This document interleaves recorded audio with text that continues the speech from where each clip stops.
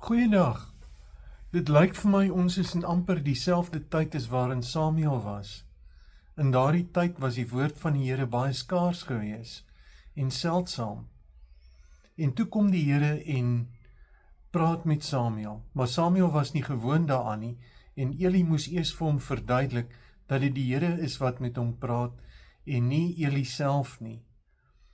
Toe Samuel begin verstaan en besef dat dit die Here is wat met hom praat, toe begin hy te luister en moes hy vir Israel lei. So ook ek en jy, ons moet leer om te luister na God se woord en leiding uit die woord uit kry, sodat ons vir die mense wat om ons is, ook leiding kan gee. Daar's 'n nood aan leiding deur die Here se woord. Want die Here praat met ons deur sy woord meestal, maar ook op ander maniere. En ons leef in 'n situasie waar daar 'n honger is na die woord van die Here.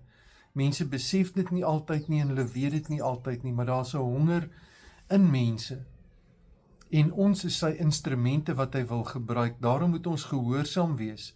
Die woord bestudeer, met die Here praat in gebed en wag op hom om met ons te praat, sodat ons kan verander en vernuwe word en so ook nuut kan leef en die mense om ons kan inspireer, sodat hulle positief kan leef en met hoop kan lewe.